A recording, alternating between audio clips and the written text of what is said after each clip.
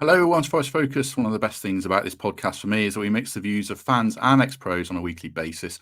Unfortunately, none of our ex-pros are goalkeepers, even Gary Birtles. So it's nice to be able to rectify that today by bringing you some analysis of Forest goalkeepers from a current professional in Harrogate Town's James Belshaw, who's played 165 EFL games and counting. James, how are you this evening? Yeah, all good. Didn't realise it was that number, so thanks for giving me that one. But no, I'm good. Yeah, all good. Excited to be on. Thanks for having me. Yeah, no problem at all. No problem. I was going to ask if you knew that stat actually, but you've Yeah. answered it already. So you're not a stats man particularly. So James has been very diligent. He sent me a long voice note last night because I sent him away with some homework to look at Forest keepers. He's gone into lots of depth on Sels as much as possible, and obviously Carlos Miguel, although he's only played that one game. So we're going to go through some key goals, some key actions from games. We've got some slides to show you. James will chat us through it. You're probably wondering why the hell is Harrogate Town's goalkeeper on this podcast. So me and James go way back, though we haven't seen each other for quite a long time, but he used to play for Nuneaton many years ago when I covered Nuneaton Town at the start of my career and sort of stayed in touch periodically after that. So yeah, that's why James is here. Give us a bit of a background on your career and how you got to this point of being Harrogate's first choice keeper for the last few years, intermittently with the spells at Bristol Rovers and Forest Green. Yeah, so I'm a Nottingham lad, so I am from the area. So I've got a lot of mates that are Forest fans that obviously listen to this podcast, and so yeah, I grew up playing for Notts County, went through the academy, and then decided to go to America. Spent some time in America, played out there, and then came back to pursue a sort of professional career here.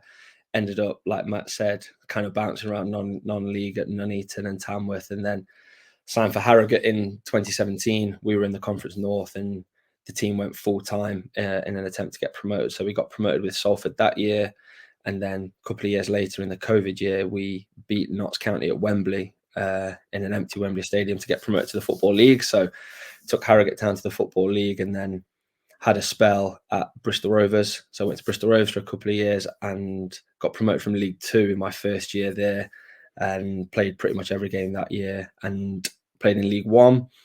Then left Bristol Rovers last year to sign back for Harrogate Town. So kind of went full circle really. But no, yeah, I am from Nottingham. I kind of enjoyed sort of doing a deep dive into the Forest goalkeepers. I must put it out there, I am a Notts County fan. So I hope that doesn't kind of jeopardize anything here. But no, yeah, I've had a good look through the keepers, and yeah, let's have a look at them. Yeah, that's a good, fair confession to make. People won't hold it against you, don't worry. You're the first Notts fan to cross enemy territory, but good to have you with us. It's more than Notts fans I'm worried about for me coming up. Yeah, that's true. Yeah, your dad's going to be really angry at you for this, isn't he? Yeah, I haven't told him this yet, so I'll surprise him with this when it comes out. I picked out games that I asked James to look at, mostly more recently for people so they're fresh in their memories. But you could obviously pause this and watch them back on YouTube as we go along, or watch them after the event. But I think they'll be fresh in people's minds. A mixture of good moments, bad moments. We'll start with Chelsea away. Obviously, that's the freshest in people's minds, where Sels was excellent. We're going to look at the double save from Cole Palmer, the Christopher Nkunku header as well, and then we'll flick back to another game against Chelsea where James has got some interesting analysis. So bear with me 1 sec. I'll bring up the first save on Palmer. There we go. So this is James. You can talk us through it. I've frozen it here as he takes his first shot after that magnificent touch. Any notes and observations on that to start us with? Yeah, well, like you said, it was obviously an unbelievable touch from Cole Palmer, flicking it round. And I guess as a keeper, even when I watched it live or watched the highlights, you don't expect him to kind of get into that position from where he had his back to goal. But what Sels does really well here is closes the angle down. So he decides to take that step forward, and you can see there he's still advancing as Palmer's about to strike the ball. So I think if this went half a second or a split second further forward, Sels would be set, because he brings that right foot forward to get set to be able to cover the near post, and also in case Palmer goes to the back post. But what he does well is he doesn't gamble. He stays nice and big, gets a really good strong hand on it. But the impressive thing with this save is the second save. So as it drops in, he's done all he can on that first save to be able to obviously keep the ball out the net. And then sort of as he gets up here, you can see his weight shifted onto his left foot straight away, because that's the most dangerous part of the goal. He's got to rely on the defenders there to prevent the cutback. He's got one of the defenders, I think, picking up, is it Nkunku in the middle of the box there. And then, so he's got to cover that near post. So he ends up diving backwards. And again, what's impressive about this is as he dives, he has to actually reach his hands higher than his body. So he's not gambled low. He's stayed big, flung up, and that's an unbelievable double save. And obviously, I think at 1-1 at the time, it obviously gets Forest a point there. And I think from that corner, it ends up coming round. And I think Gusto has a shot left-footed that he tips over the bar just after that. And as a keeper, you get into that kind of zone. Like after that couple of double save there, the adrenaline will be pumping. He's up, and then obviously made another save straight away. And that's where the confidence as a goalkeeper will really kind of shine through. It gives you that extra kind of spring, that extra bit of adrenaline. But yeah, that's an unbelievable double save there. And you're hoping that your defenders can bail you out from the rebound from the first one, but to be able to get up and palm that around the post that's a fantastic save. So I did a very rough timing of the first contact to when Palmer makes the second contact. It's about 1.5 seconds, I think. So in training, how much time are you guys spending on the second save and reacting to it? How big a part of that is what you're doing? Yeah, it's massive. A lot of goalkeepers will be working. You'll work sets. So your warm-up set will just be one save, and then you'll progress into 2 or 3 saves, or there'll be some footwork across the goal, or there'll be mannequins in the way for a distraction. You are constantly on the move, because in this example here, he's working for what, 6-7 seconds, but it's short bursts. So he's down, then he's back up again, and he'll have done that hundreds of times on the training ground. It's a common one. You'll be up, getting set for the second save, and you do a lot of sort of close reactive drills, and yeah, that's something that you definitely practice, because that's probably a textbook get up, because his body weight's still going to his left. So the first save's to his left, and he can get up and go to his left again for the second save. Where it becomes more difficult is as you've made the save to your left, if then that ball was opened up and the goal was opened up for his right side, then it becomes more difficult, because he has to then get up onto both feet to be able to go back to his right, should Palmer then decide to open his body up and bend it round. So this is more textbook, going to your left and then getting up again. Like I said, it does become more difficult if the goal's opened up or it's a more central strike, where then if you're down to your left and you get up, you've got to get back to a neutral base. You've got to get both feet set to be able to go back on yourself. But these Prem boys will be able to get up the reactions, the way that the speed that they get up off the ground and get back to a set position is frightening. I've not really thought about this before, but when you're training, how much of it is away from the rest of the group, just the keepers, and then you integrate with the players? Is most of your day spent just with the keepers? Yeah, pretty much exactly that. That's why you get the term goalkeepers union, because we'll do a warm up with the team, and then we'll go off with a goalkeeping coach, and we'll do our work for, I don't know, anywhere from sort of 20 minutes to an hour. But that's real, like, high intense work. So it's up, it's down, it's getting across the box, and then you're resting while the other goalkeepers are working. So there'll be whether it's a crossing session, or whether it's a reaction session or power session or something that you're doing.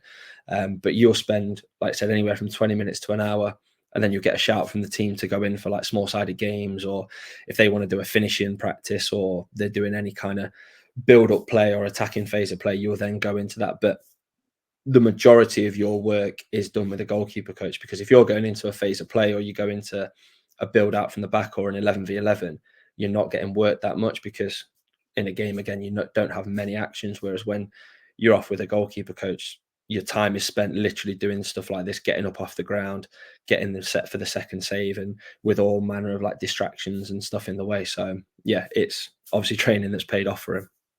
Cool. We'll move on to the next one. A lot of these I managed to get from different angles of, behind the goal and wider angles. The first two aren't the best, because there was so much in that Chelsea game that we've only got one angle really of each. But the second one that I want James to have a look at for us was the head of the save from Nkunku. So I've frozen it here. It's the point of contact where Nkunku's meeting the ball. You probably would want me to rewind it a couple of seconds and talk about his positioning on the cross, but what were your observations as Mudrik's running down the left here? So going from that, so his positioning is fantastic. First of all, when balls are in that wide area, so the FA goalkeeping department, they call that a wide cross. So you've got a wide cross here.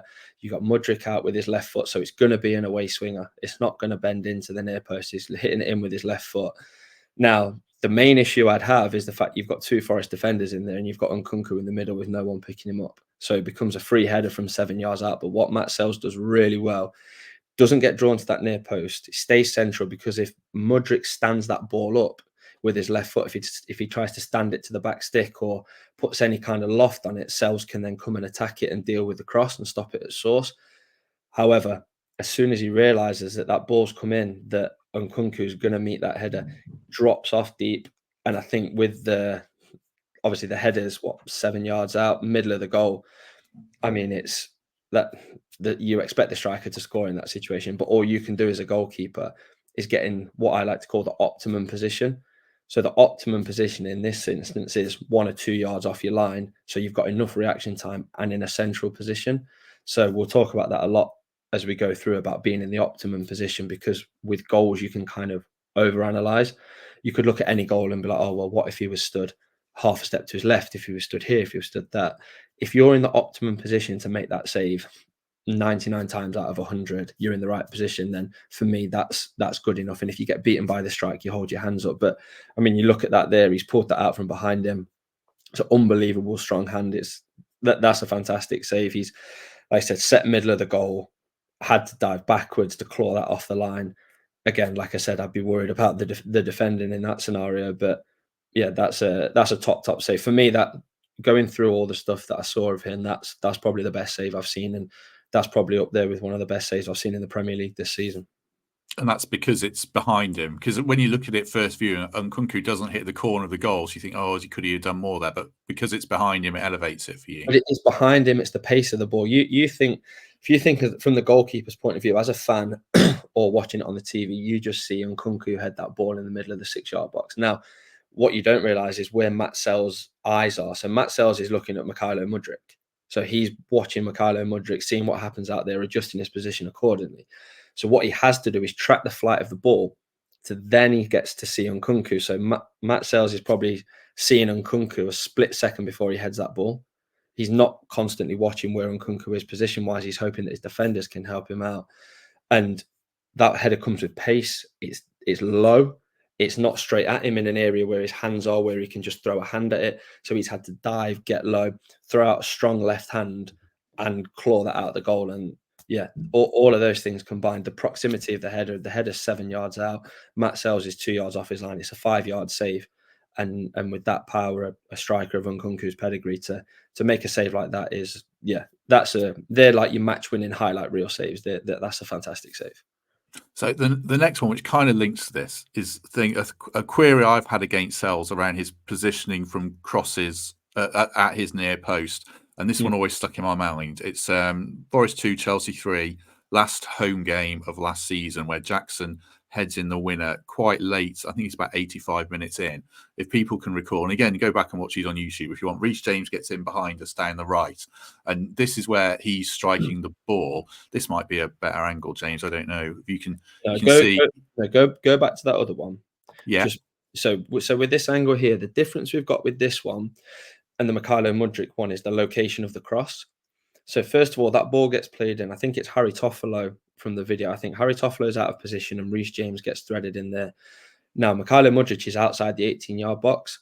So that's a wide cross. So you don't really need protection on your near post, because it's very unlikely that Mykhailo Mudryk can put that in at the near post. Now, the difference here is that Reece James is actually inside the 18-yard box. So it becomes a cutback. Now, I don't have any issue with Matz Sels going to the near post here. I think for me, he's anticipating the cutback. He's protecting his near post.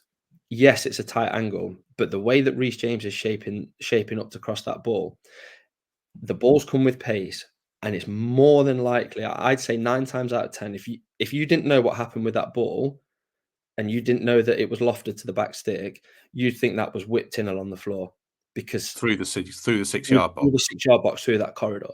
That the way Reece James' body's set up, the way that the speed of the ball, the way Reece James approaches the ball. Now, what you've also got here is Reece James could also take a touch.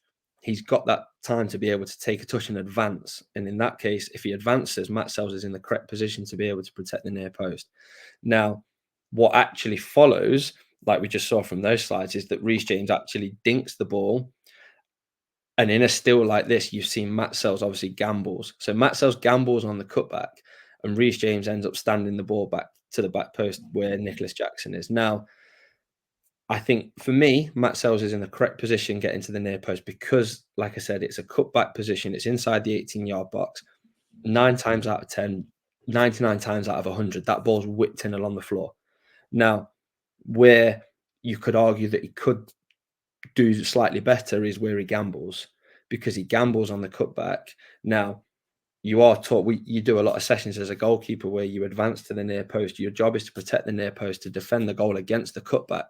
And you're hoping that any ball across the box is either dealt with by a defender or it's overhit and it goes out of play. Now, if he doesn't gamble, he can then move his feet back in and get back into a neutral position in the goal. And then it could potentially become like the Nkunku one, where he's central in the goal. Jackson heads the ball back and he has a chance to make a save. Now, like I said, I don't have an issue with his positioning. Going to the near post, absolutely fine for me. It's just the fact that he gambles on that cutback.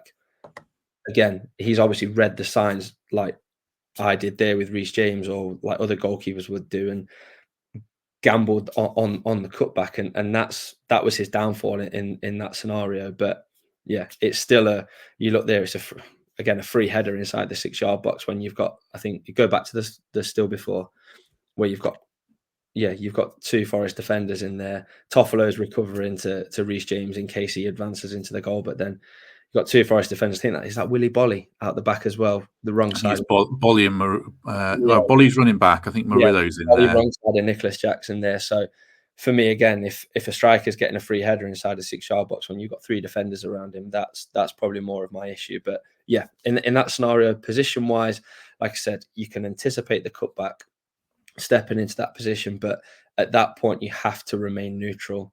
And for me, as that ball comes in, if it is dinked or lofted, it's then where he recovers his feet, that speed of recovery to get back into the goal to give himself the best chance of making the save. But yeah, the thing that lets him down there is just the fact that he gambles on the cutback. I guess that's what he's doing when I've seen it. He hasn't done it this season. Do you give Reece James a lot of credit for the quality of the cross there as well then? Oh, absolutely. Like I said, that first still, it looks to me all day like he's going to thread that ball along the 6-yard box. But yeah, that one there, look, that ball's going to, like I said, that's going to get whipped in with pace. It's going to get whipped in across the 6-yard box. But the way he stands it up, recognises Nicholas Jackson's at the back stick. Whether he has a quick look up and sees Matz Sels, that's what you're playing against one of the best right backs in the world, and you're playing against one of the best teams in the world. So these boys have the quality to be able to do stuff like that. They can see things at the last minute and execute that cross. It's an unbelievable ball, and to be fair to Jackson, it's a great header. Just before we move on, we'll just take a word of thanks for the Trent navigation. Obviously, we're playing Palace on Monday, but straight after that, next Friday, Leicester City away. It is happy hour drinks all evening at the Nav. Put that one up again for you. Should be tea till 9 p.m. All dishes £8.50. Barbecue courtyard, pizza kitchen as well, and the games, of course, on 2 big screens on Sky. You messaged your friends to say you were coming on this, and they immediately joked, "Make sure you know what your favourite pizza is." So now I feel like I have to ask you, pizza. Footballers eat pizzas, don't they? Still after recovery after games, or is that a myth? No, we for away games. I don't know what the top boys have. They probably have chefs that do it, but we have. We usually get a pizza company, shall we say, to deliver pizza to the buses. So I'm usually like a tandoori chicken, barbecue chicken kind of guy, Texas barbecue. So that's kind of what I'll go for. I do like a pepperoni as well. So yeah, I'm sure that's what everyone tunes in for, to know James Belshaw's favorite pizza type. You'd be surprised. Right, let's move on to another game from this season. I think it was the one previous away game, actually, obviously. Sels came under some scrutiny for the Danny Welbeck free kick on the eve of half-time, soon after Brian had scored. So we'll take a look at that one first. So this is his position, setting his wall. Probably not the best position, but you might see more in this one, James. He got some flack for how he, had his field of vision. Is he all wrong here, or have Brighton been smart blocking his view? What's your take on it? So for me, having 4 in the wall, absolutely fine there. Got no issues with. This is a good angle, to be fair. Got no issues with the positioning of his wall. Like I said, a lot of them a lot of Premier League players will use the so-called draft excluder at the bottom of the wall, because the Prem players have the quality to be able to thread that under the wall. Do you do that, just out of curiosity? No, I haven't. I don't know whether in League Two you'd get someone trying to you get Kevin De Bruyne rolling it under them. Yeah, maybe if you got City away in the cup or something. But he's got Gibbs White protecting his back post. Now, what Brighton do very cleverly here is they've got Dunk, and I think that's Hinshelwood. They've got them in a two-man wall. So a lot of teams will do this. So they changed the rules slightly.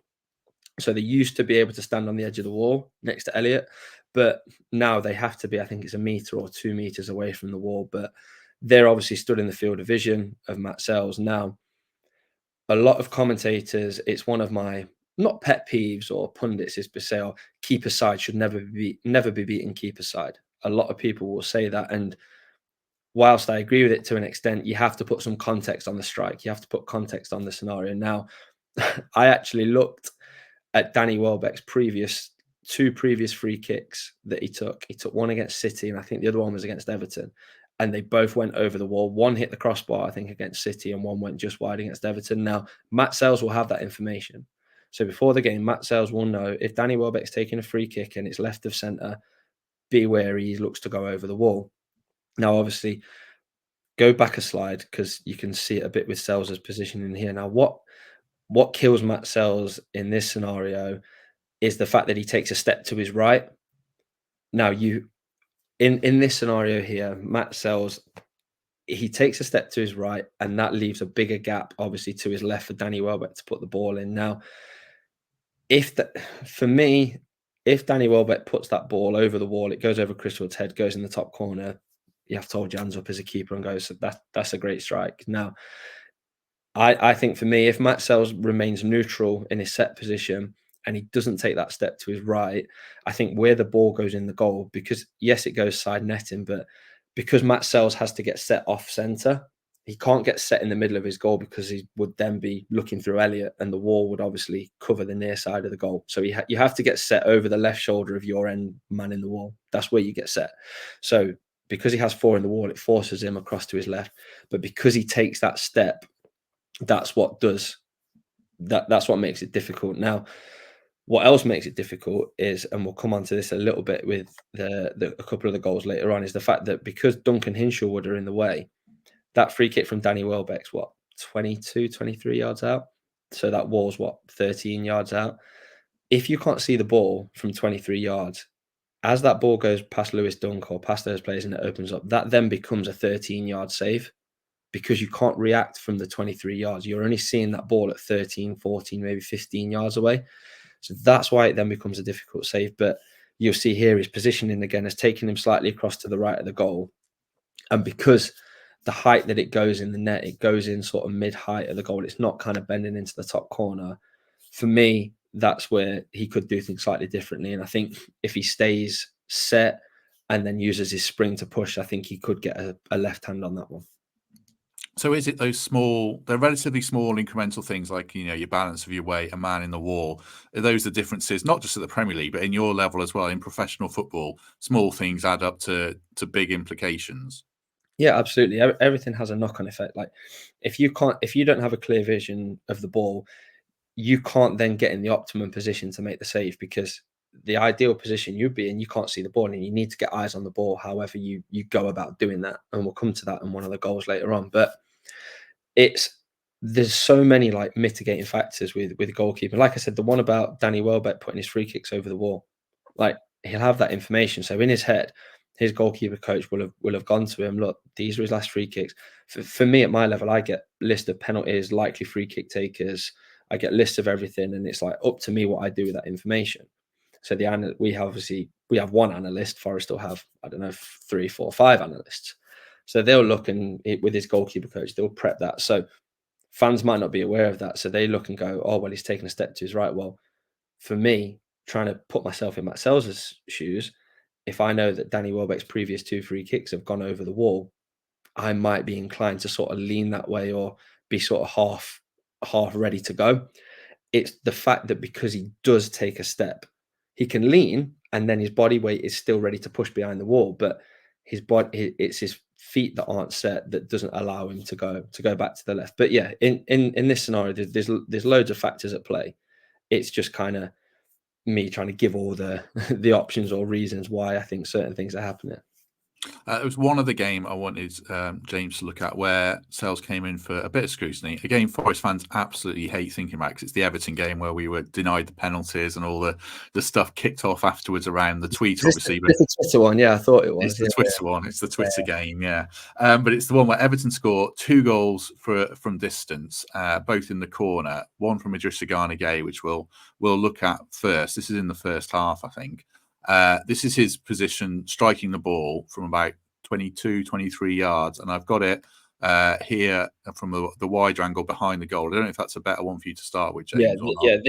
This is the angle that really kind of makes sense of this one. Now, like you said, we spoke about optimum positions. Now, Matz Sels, as a general rule of thumb, if you drew a line from the back of the net in line with the penalty spot right in the middle, if you drew a line from there through the goalkeeper, through the ball, that's the kind of plane that you would need to be on in general as a goalkeeper. Now, in this scenario, you've obviously got Murillo directly blocking Matz Sels's range of vision, and we touched on it a bit in the Danny Welbeck one, where Murillo, you can see by the penalty spot, Murillo's 14 yards out.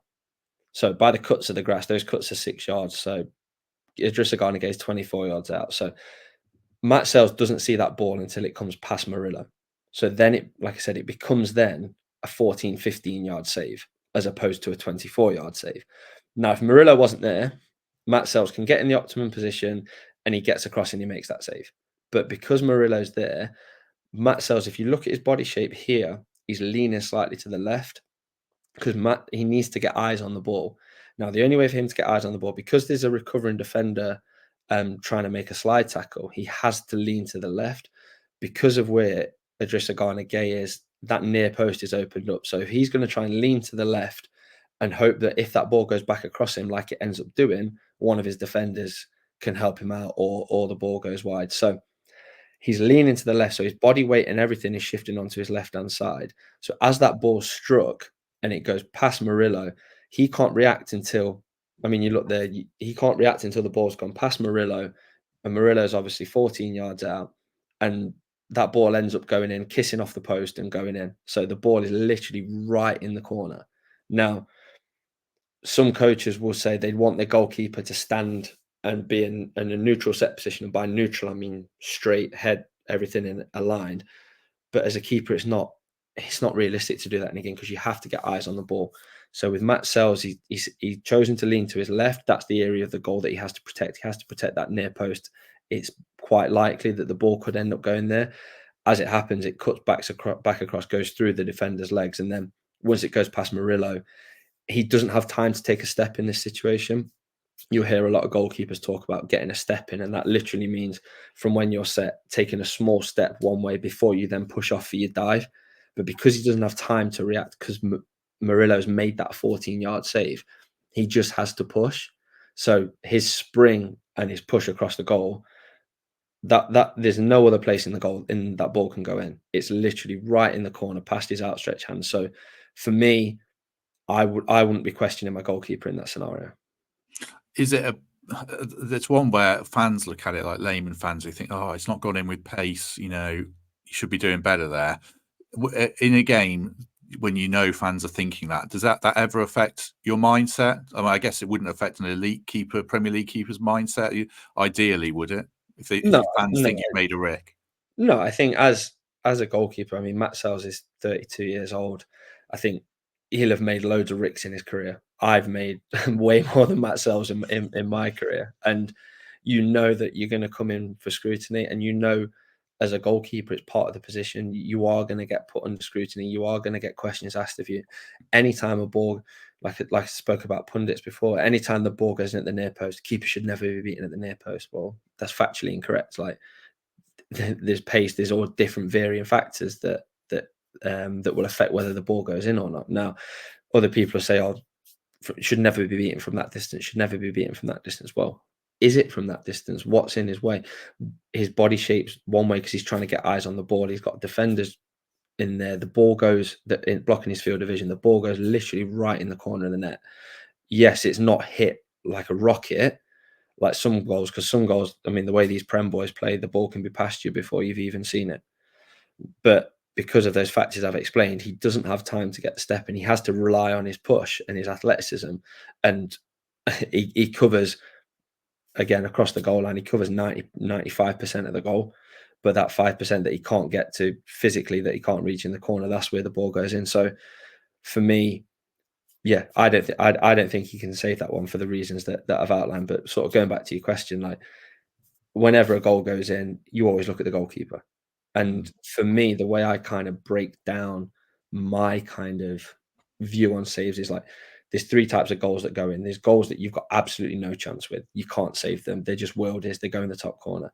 There's goals that you could save. Now, this is like the grey area where a lot of goals will come in, because you look at a goal and Matz Sels might say, well, if I'd looked around the right of that Murillo instead of around the left, my weight would have been going that way.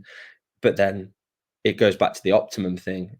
He was putting his body in the optimum position to make the save to give himself the best chance. So that could, there's those could save categories, and then there's the should save ones, which are like the goalkeeping howlers that you should be saving 99 times out of 100. So fans might see our ball's gone in, they question the goalkeeper straight away. But for me, when you actually break it down and you understand the nuances about why he's doing what he's doing, again, leaning to the left, we've not watched the footage from this whole game. Idrissa Gana Gueye could have had the ball in that position before in the game, and he's tried to play the ball into the near post. So he's drawing on past experiences and thinking, okay, well, I need to protect this near post because he's done that before. All of these things go through a goalkeeper's mind in that fraction of a second, and you have to process everything, gather all this information, gather all this data, and then execute a high-level skill.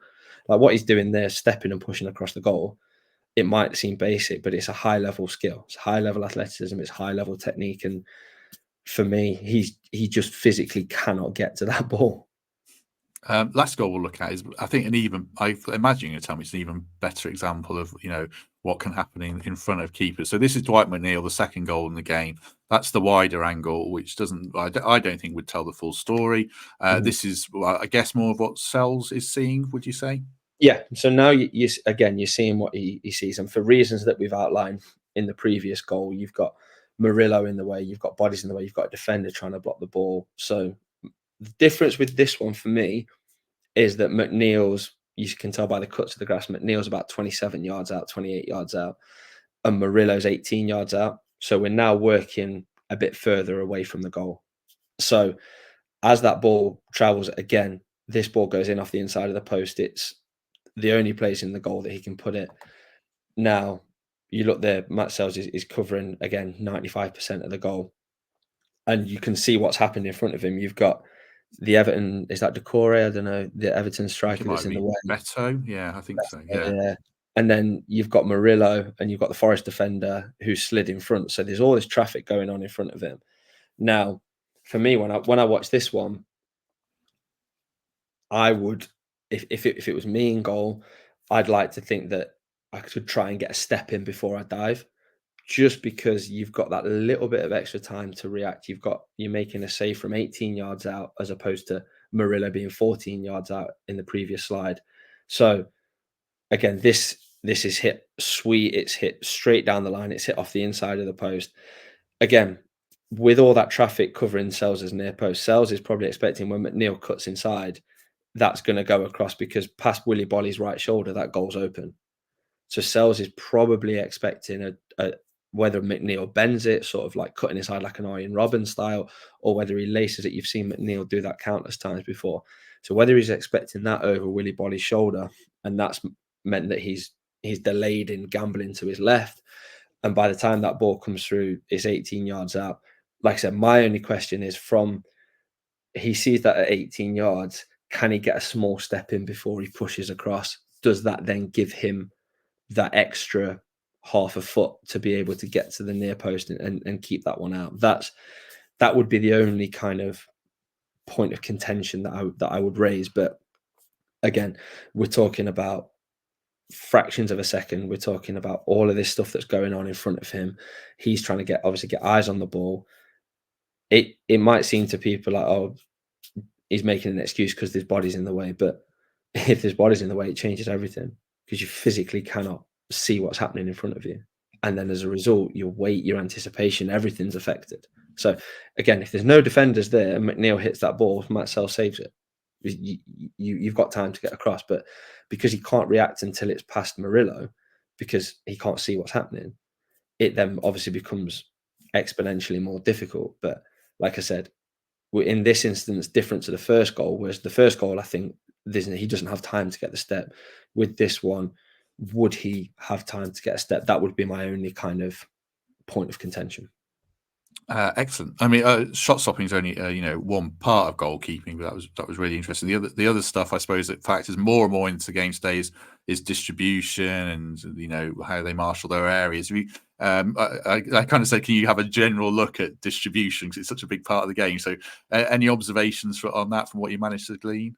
Yeah, I had a flick through, and I think the main thing with distribution is understanding what Nuno wants from his team. So does Nuno want to play out from the back? Does he want to break lines? Does he want his goalkeeper to play risky passes? How does he want his team to set up? And for me, the only time I've watched Forest this season is on Match of the Day or highlights or something. I haven't watched a full Forest match this season. So I was flicking through and looked at different games. So I looked at like the Brighton game, the Wolves game, the Fulham game. Just had a flick through and kind of looked at it. And from speaking to a few mates that are Forest fans as well, a lot of them have said that his distribution has come on no end this season and that he looks more comfortable with the ball. And they mentioned particularly like picking up fullbacks in wide areas. Now, I've picked up on a stat, what's quite interesting, that Matz Sels and Jordan Pickford, their average distance on their pass is the longest in the Premier League and by some distance as well. So that suggests to me that Nuno's more comfortable with Matz Sels going more direct with the ball. Now, from looking through his actions through the scouting platform that I was looking at, there's a lot of goal kicks and you see it more often in football now where the centre-back will start with the ball on the 6-yard box, the wider 6-yard box. They'll play it to the goalkeeper in the middle of the 6-yard box, and then they look to build from there. Now, the reason why you do that is you want to draw the attacking team onto you. So you make that one pass. So as that ball goes to Matz Sels can then read the press. And if he's getting pressed by a striker, the way that like Pep would play would be, well, if that striker's pressing my goalkeeper, then there's a spare outfield player somewhere. So that's the basis that they work on. So Pep will obviously work on playing risky balls in around the 18-yard box. And whereas where I think Nuno kind of differs, and Forest style, obviously you're comparing Forest to the best team in the world. But when what it appears from Matz Sels' distribution and the highlights that I saw is that he's drawing the press on, but then he's looking to go long because he's looking over the top. Because if you recognise that, say you're playing against Wolves and they come in with a 6-man squeeze, then it could be 4v4 on the back line. So if they're leaving Chris Wood and then you've got Gibbs White and Hudson-Odoi or Elanga or whoever's playing in the wide areas for Forest, if you've got a 4v4 on the back line with Chris Wood as your focal point, I'm taking that all day long. And you're going to hit over them. And a lot of times, like I saw Sels in possession, not just from goal kicks, and he is comfortable sort of taking a touch, drawing a striker in and then playing a pass. But what I didn't see was, and again, Forest fans might correct me with this because, again, I've not watched Forest all season, but from the highlights, it didn't appear that he's looking to break lines and find that deep line midfield player. Because a lot of times when they draw the press out, you'll want your deep line or holding midfield player, so whether Ryan Yates or whoever plays in there with Ryan Yates, to be able to drop in to then have a bounce pass. But it appears that Nuno, when he wants Matz Sels to play short, he's playing wide to his centre-back splitting, or he's going wide into his full-back areas. And if he is going through the middle of the pitch, he's going long and over the top to Chris Wood. So, yeah, from what I saw, that was kind of my understanding more brief understanding from the clips I saw of Forest. But like I said, I've spoken to a few Forest fans and they said that his distribution and I guess his all-round game really has kind of come on no end. And you look at like the Chelsea game recently, he's had an unbelievable game. So games like that and saves like that will only help his confidence and keep helping him to progress. But yeah, I think for me, if I was looking for a goalkeeper that I'd say he's comfortable in possession, I'd say that it's hard to know how he deals under pressure playing short passes, because I don't think, from what I saw, I don't think Nuno wants him to do that. So he doesn't want him to risk the ball that much. So if he is under pressure or he's feeling the squeeze, then he's happy to obviously go long. But there's a difference between going long and a guided long pass. So there's a lot of times you'll see him looking to clip area. So he's looking to clip the ball into Chris Wood, or he's looking to clip the ball into the fullbacks that are pressed high and wide. So he's not just, it's not hoofing for hoofing's sake. There's a tactical reason behind, because you might have Chris Wood moving over to the right side of the pitch. So if Chris Wood moves to the right side of the pitch, Forest number 10 or the holding midfield players or the wide players will then swarm round. So then they've got a best chance of picking up the ball. So he'll look and see where Chris Wood is, where his team are, to be able to then guide his, what people might call, say, old school getting it launched, is actually a guided long pass. So it's a way of retaining possession. Excellent. No, I think that's all fair. I was trying to think what you were talking about the last time we were popping balls into midfield, and we were doing it with Matt Turner, and it was costing goals, and it wasn't. But I think with Forest fans, you look at and Forest as a team. You obviously, I had Bryce Samba. You go from Samba, who was obviously like revered by Forest fans. You've got Samba, then you go to Henderson, you go to Keylor Navas. You've got 3 top level goalkeepers there. And then with respect to Matt Turner struggled. So then I think Forest fans kind of, whether they lost faith in the goalkeeping department, and then Matz Sels got brought in January to sort of rectify that, and has done, for me, done really well. And I mean, we'll go on to him in a minute. They've obviously brought in Carlos Miguel to challenge and improve the position, and that puts a bit of extra incentive on Sels to perform. And with performances like he put in against Chelsea, then I can't see him losing the shirt anytime soon. I'm conscious the time's ticking, and Mrs. Belshaw's not going to want you with me all night. But one other quick question. She's little one's in bed, so she's all right. She's just chilling in there. That's all right. She's got the TV then. That's fine. Yeah. One really quick question on keepers and goal kicks then. They, like you say, they pass it to Sels instead of Sels passing it to Murillo. Is that because if he passes it to Murillo, is that reducing the number of passes Murillo can make because the angles are narrower and it makes the press more difficult to break? Well, if you think about it, if Murillo's on the ball and Everton come, say, we're just using Everton as an example here, Everton come with a 10-man squeeze, they go man for man all over the pitch, then you spare man's Matz Sels.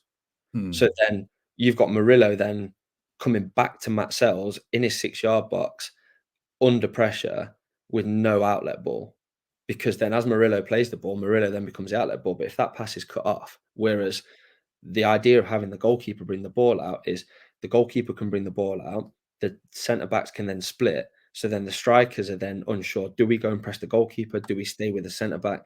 If the distances are bigger, that's a long distance for the striker to press the goalkeeper. So then they run the risk of getting picked off. So it's a tactic that a lot of clubs will employ, mainly because you don't, again, goalkeepers, you don't necessarily want your goalkeeper to be your spare man.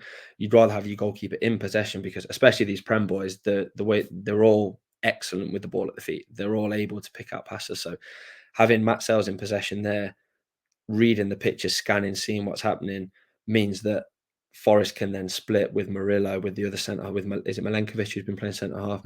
They can then split. It then gives the Everton strikers a problem. It gives the Everton wide men with McNeil and whoever's playing on the other wing a problem. Do they jump from the fullbacks to press the centre backs? But then if they leave the wing backs, Aina and whoever, then they leave themselves exposed to balls over the top. So yeah, for me, it's if you've got a goalkeeper that's comfortable in having the ball under pressure, it's more advantageous for the defender to play the ball to the keeper. Now, again, I'm conscious of time, but where it would change would be, say Everton come and they put their striker in the middle of the goal and they're going to press and run straight at the goalkeeper.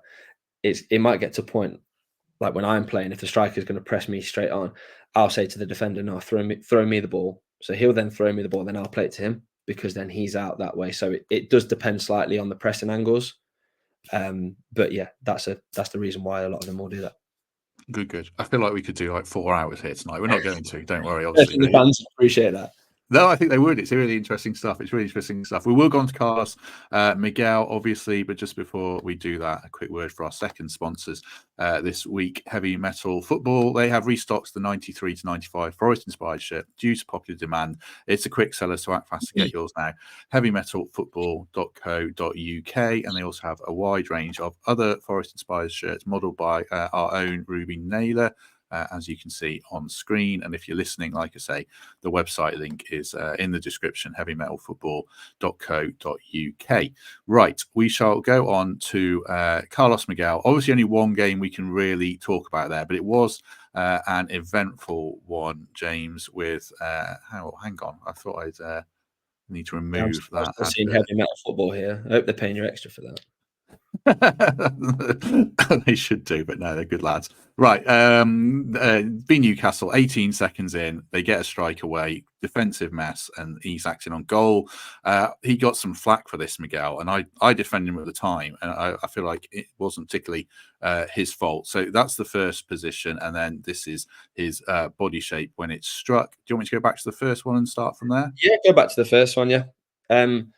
So for me, Carlos Miguel, 18 seconds into his debut for a big football club, an expectant fan base in a stadium that's bouncing. Now, putting the goalkeepers are human beings, like the emotion in that, the way that the way he'll be feeling, there'll be nerves, like all of these emotions. You're making your debut for a club at whatever level, you're going to be nervous. Now, the last thing you need 18 seconds in is a world-class striker bearing down and hammering a ball at you. So obviously we've spoken about the defending, but if I'm Nuno, first of all, I'm questioning how Isak's been able to get a shot 18 seconds in. Now, when you watch this in real time, I remember watching this game actually, and the commentators gave him a lot of stick, and a lot of people gave him stick for not holding the ball. Now, for me, when you watch the video of this, and I'll encourage the fans to go and do that, if you watch, there's like the second replay on just like the Sky Sports highlights or whatever, as that ball gets hit, that ball dips. So when Isak hits that ball dips and it bounces just in front of Carlos Miguel. Now, as a goalkeeper, they are some of, if not the most difficult balls to deal with. Now, that's still there post bounce. So that ball's just bounced up and it's coming into his hands here. Now, any ball that's bouncing in and around you, goalkeepers always encourage shift it, get it away from danger, especially when you're dealing with your 6 yards out from goal. If you go to hold that and that ball spills out, you've got, go back to the still before, you've got all the Newcastle players. I think there's 3 of them there. There's Tonali, there's Willock, there's Harvey Barnes. You're hoping it goes to Willy Bolly, but you've got 3 Newcastle players bearing down on goal. You're taught as a goalkeeper, shift everything away from danger. Now, I actually think he does what he should do. He turns his hands out and he shifts it and makes the decision to shift it across goal. Now, in this scenario, in this still, you're looking, you'll see obviously Harvey Barnes is spare at the back stick and Joe Willock's there. You'll see that that's a dangerous area. But is Carlos Miguel able to look and realise that? No, the answer is no. You've got Alexander Isak bearing down on goal. You've got to get yourself set. In terms of his position, I think he's absolutely fine. I would maybe a little bit deeper, but I'm 6'2". I'm not 6'8". So I haven't got the range of Carlos Miguel. So I have to again, Carlos Miguel's a Premier League goalkeeper. I'm not a Premier League goalkeeper. There's differences there. But I would probably be a little bit deeper because I'd rely more on speed to be able to get across because I haven't got the range of a 6'8" goalkeeper. Now, his positioning for me is absolutely fine. When you see it, the angle from behind Isak is fine. And for me, he shifts it away from the danger. The most dangerous thing he could do would be to parry that back through Willy Bolly, Tonali, Willock, because that's where the bodies are. He parries it away from danger. And because of that dip and that bounce in front of him, I don't think he can hold that, let alone, again, we speak about circumstances, 18 seconds into your debut. Like, you think with his warm-up, he'll have finished his warm-up, say that's a 7:45 kickoff, he'll have finished his warm-up at 7:20. Something like that. He'll be back in the changing rooms, getting himself changed. He won't have held a ball for 20, 25 minutes. And the first thing he has to do is make a save like this. So putting all the human side of things, it's his debut. The eyes of the world on him. This 6'8" goalkeeper's come in. I actually think he does well. I think he shifts that away from a dangerous area. Now, obviously, it ends up in a dangerous area because Harvey Barnes comes onto the end of it. But as a goalkeeper, you're taught to open your palms and shift that away from danger. Now, like I said, the bounce makes it very difficult to hold that ball. Like, it's very unlikely that ball's going to stick. So the next best thing is to try and shift that ball away from danger. And for me, he does that, and you're just hoping as a goalkeeper. We've all been there as goalkeepers. You parry it, and it ends up in the path of someone else. But you then got to rely on your defenders bailing you out, or just that bit of luck where it just goes away in front of him. with those ones as well, especially with him being so tall, 6'8", but when it's quite tight into your body, you're not fully extended. Is it harder to push it away further as well? Is it restricting what he can do Yeah. there? Well, you think of the mechanics of the human body. Like if your hands are fully outstretched, you've got full control over your wrist movement. But if you've got to tuck, like he's got to tuck his elbows in there. So then to be able to tuck his elbows to almost come back past the ball to be able to shift it away, I think he actually does really well. I mean, I looked at a few of his. He sent me obviously some clips and like highlight reels and some of the things he does really well. Like, and he does it. There's a save from. I know we haven't got it, but there's one from Almiron later on in the game where he's coming across. He's pretty much in that position. He comes across to his near post. Almiron bends it back round him. His weight's going to his left. He might towards the near post. He manages to set himself, shift, and get a strong right hand down. And I was actually really impressed, like watching his highlights and the clips that I saw of how agile and how quickly he's able to get down to those balls. Because, like you said, yeah, 6'8", it's the mechanics and the human body of getting down there would take longer, but the way he is able to get down and shift that, for me, I think he does really well there. I wouldn't really have an issue with my goalkeeper in that scenario, but I can see why people would scrutinise that because they would expect the ball to be held. The other thing that impressed me about him was the way he responded to that. There was a chance very soon after that. Sandro Tonali, again, we're all over the place defensively. I think this is 2 minutes into the game. If you go 2-0 down here, it's a long way back. I thought this was a really good save. What did you make of this one? Yeah, so I watched this one. The difference with this one and the Isak one, the reason why he can close the angle down is because there's no defenders with him. If there's a recovering defender with him, he can afford to stay at home. Doesn't really need to close the angle down. But because Tonali's clean through, and he uses his 6'8" frame excellently well. So as he comes, so what he's made the decision to spread. So once you come this far out of your goal, he's what, 5 yards away from Tonali. You're not going to react there. And again, we're another step away. So at the point of contact, Tonali's probably 3 yards away from him. You can't physically watch where the ball goes and react. You have to spread in the most effective way possible. That's why you'll see a lot of, so look at that spread there. That spread's unbelievable. He's practically doing the splits there. You'll see a lot of goalkeepers get beaten through the legs there, and then people might question, "Oh, why is he getting beat through the legs?" But you can't spread your legs wide without leaving a gap between your legs for the ball to go through. Now, that spread's textbook there. It's palms both wide, feet as wide as he can, spreading himself as big as possible to protect as much of the goal as possible. Tonali ends up hitting the ball at him, and for me, that's an unbelievable save. And again, going back to like mindset and emotion and the state of the game, like I said, he's conceded after 18 seconds into his debut. If that goes in again, it becomes a very long night for Forest. And it wasn't just this one. Like I said, there was the Almiron. There's a couple more saves that he's made, and I think as an overall performance, obviously saves a pen in the shootout. I think he did really well. Yeah, here's the penalty. That's the penalty save from Joelinton. And I saw some Forest fans afterwards saying, well, he's 6'8". Why isn't he saving more? I mean, talk to us of just about, I'm sure you've been in shootouts. You've obviously faced penalties and saved them. How much is there? Or actually, how many times can you expect to save a penalty? Because it's got to be such a low percentage. You're such an underdog in that situation, regardless of size, surely.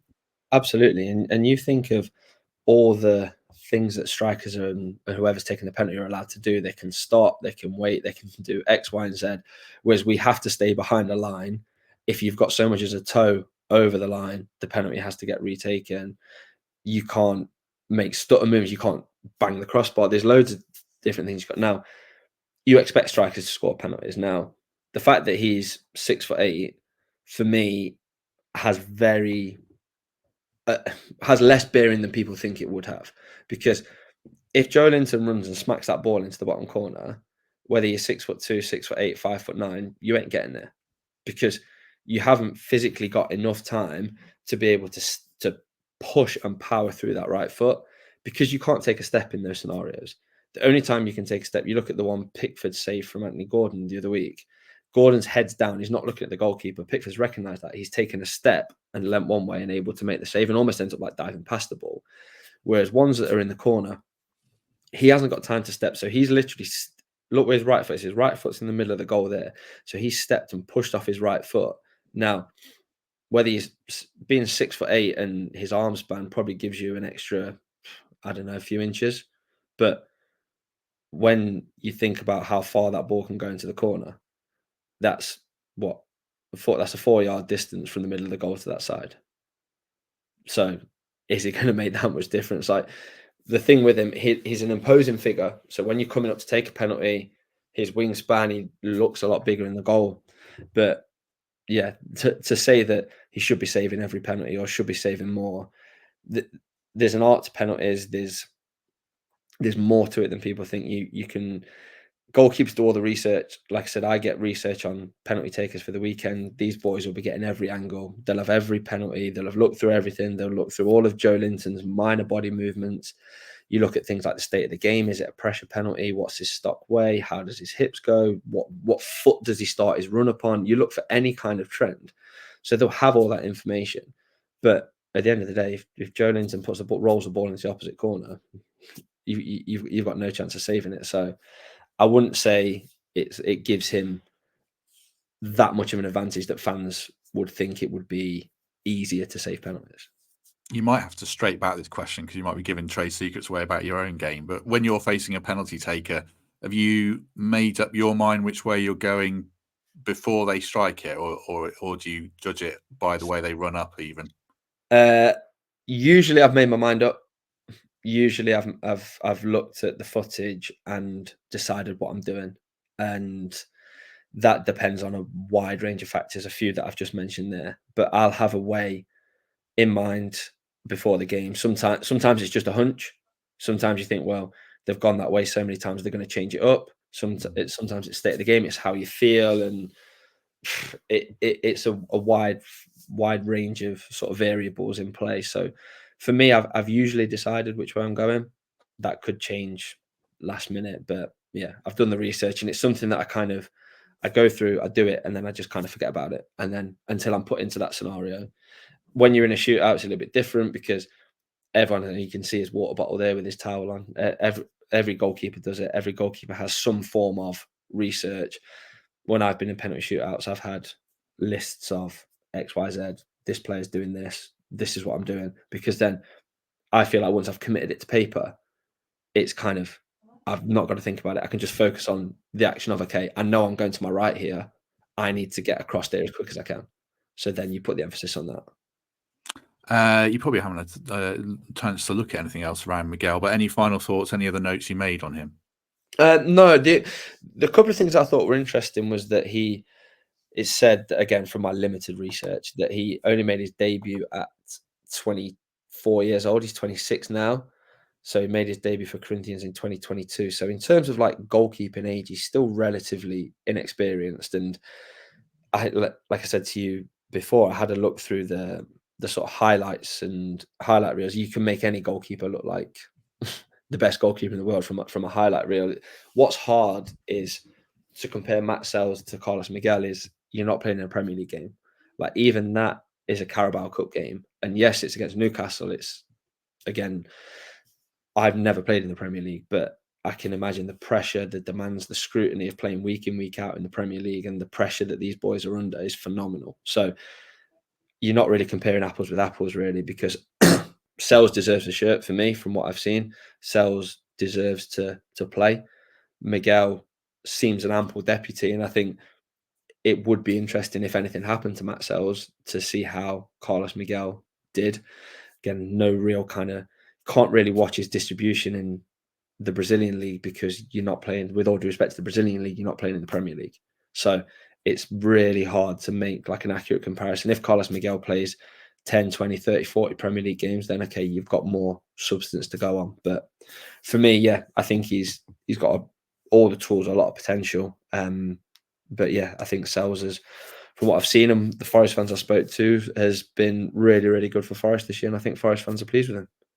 Yeah, definitely. I think he's impressed this season, certainly. Just that Welbeck goal this season, the only, and that was, again, like you say, that was small margins that have big consequences.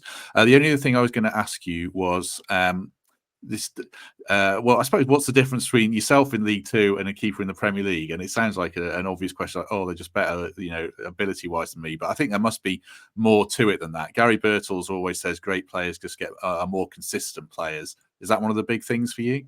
Yeah, well, there's a few $100,000 between them and me. I'd like to be behind them, but no, I think from a goalkeeping standpoint, you can go and watch any goalkeeping training from Premier League to Champ to League One, League Two. A lot of the stuff they're doing, like we spoke about, a few training techniques is the same.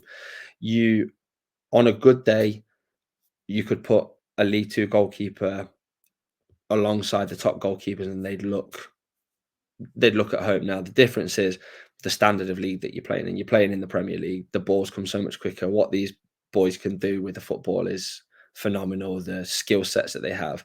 Now, yes, I agree. League Two players like myself are in League Two for a reason, because you're inconsistent. You don't do it often enough. Your good days aren't as often as those that are playing higher above you. Yeah, there's a few where it's like you look and think, oh, opportunities have come at the right time for certain people. But for me, these boys going out into the Prem, doing it week in, week out in front of 80, 90,000 people, that every move is scrutinized. Like, I know, like, I've really enjoyed doing this, but I am conscious I am a League Two goalkeeper talking about Premier League goalkeepers, and the standard of goalkeeping is far above what I can get to. But I like to think that as goalkeepers, we have an understanding of the position and the technical requirements. The difference that I don't experience is what these boys are feeling up here, because they're going out, like I said, things are good for Forest at the minute, but there's been times the last couple of years when the fans have turned a little bit, performances haven't been great, and then you've got a big expectant fan base on you, and it's down to you as a goalkeeper. You make a couple of mistakes, and all of a sudden mentally it becomes a very difficult challenge. But yeah, these boys are technically outstanding. They're prime athletes, and they can perform under immense pressure on a consistent basis. And yeah, I've never had like a glamour kind of cup tie. I've played champ sides, but I've never played against like a prem side. So I'd like to experience that one day and get like a glamour cup tie to kind of really test yourself against the best and sort of see how you stand up. But yeah, these boys are, and especially the top boys, yeah, Edison's, Allison's, David Raya, Martinez. They're probably, for me, the top four keepers in the Prem, probably the top four keepers in the world. Don't see enough footage of European goalkeepers to kind of make an accurate comparison. But what they're doing, and the demands that the managers put on them, not just as goalkeepers but as players, as part of a defensive unit, and what they require these boys to do is a far cry away than what I'm asked to do in League Two. So yeah, I think stick me in there, see how I get on, and yeah, I'd find out, have egg on my face very quickly, I think. But no, yeah, these boys are the elite. Who have Harrogate got in the FA Cup first round? I don't know if it's a glamour tie. We've got Wrexham. Oh yeah, okay. We got Wrexham at home.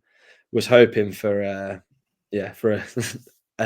different sort of tie, but played against Wrexham a few times. They obviously got promoted from our league last year. There's a lot of obviously interest with the owners and that, but we're at home, so it's one that, like I said, it's away at Harrogate.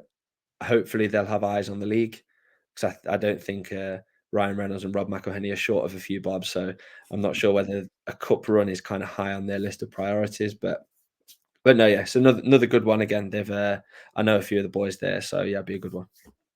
It'll be televised, won't it? You can still play Forest in the FA Cup third round, and then you can beat these on telly. Yeah, no, I would love that, to be fair. Like I said, there's a lot of my best mates. I've messaged a few of them, to be fair, and they've all been great sending me feedback, and they've not tried to stitch me up and give me some dodgy information, which has been good. But yeah, shout out to all of them. They know who they are. Appreciate their feedback, and yeah, they'd be the ones, if I did play against Forest, I'm sure they'd be in the Forest end abusing me. We're playing Notts County away next weekend, the 26th, and my dad's a Notts County season ticket holder, so he'll be sitting in the Notts end cheering on Notts and probably abusing me. So I look forward to that one.